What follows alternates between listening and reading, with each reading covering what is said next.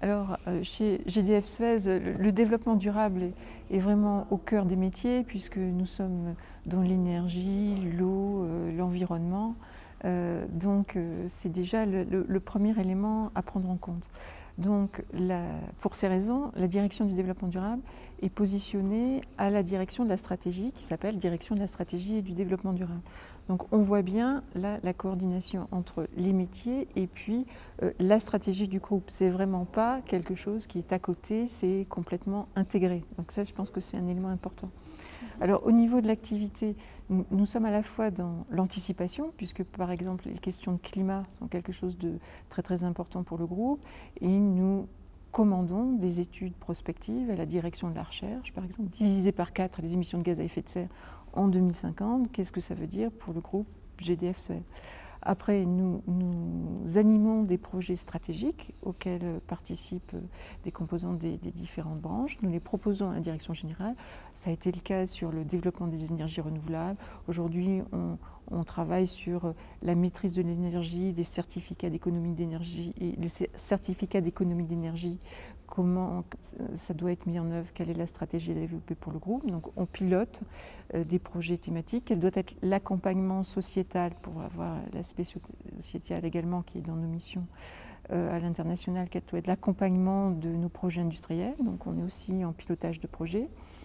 Nous animons aussi la construction de la démarche et de la politique développement durable du groupe. Comme le groupe là est jeune, on est en phase de reconstruction de cette politique avec les métiers. Et ensuite, avec un ensemble de correspondants, nous animons la mise en œuvre de cette démarche et nous sommes également en charge de la synthèse du reporting, un reporting environnemental qui après figure dans le rapport, en particulier le rapport d'activité, développement durable, qui d'ailleurs a reçu régulièrement des récompenses. GDF Suez est un groupe récent puisqu'il a été créé, la fusion a eu lieu en juillet dernier. Bien entendu, les entités qui composaient Gaz de France, comme Suez, elles, sont très anciennes, donc on a des activités qui sont tout à fait complémentaires, à la fois dans l'énergie et l'eau. Et donc l'idée, c'est de créer un groupe énergétique leader au niveau européen. Et bien entendu, dans le domaine énergétique, nous avons un grand concurrent qui est EDF, qui est aussi présent sur le domaine de l'énergie. Ça fait partie de nos concurrents, donc nous sommes en concurrence et chacun propose ses offres. Je pense que l'atout de GDF Suez, c'est d'avoir une complémentarité plus grande, c'est-à-dire être pas simplement présent dans le domaine de l'énergie, mais aussi dans le domaine de l'eau et des déchets. Donc avoir un panel d'offres plus large qui peuvent être faits aux collectivités locales et qui nous donne un atout pour des sujets qui sont émergents, comme par exemple les villes nouvelles ou les écoquartiers.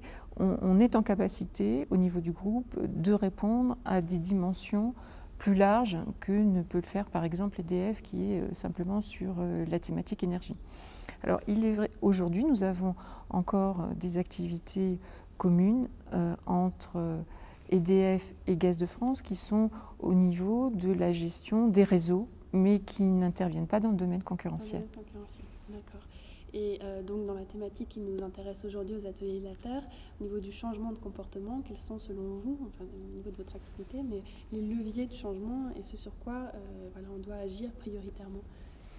Alors, les leviers de changement de comportement, je pense qu'il y a encore beaucoup à faire au niveau de la sensibilisation.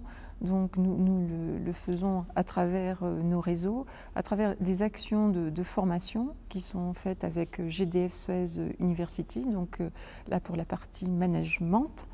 Nous avons aussi, à travers l'outil Internet, des moyens d'échange pour sensibiliser tous les collaborateurs aussi avec la presse interne. Et ce qui est intéressant aussi, une approche spécifique du groupe, c'est que nous intégrons aussi nos parties prenantes, et en particulier les ONG.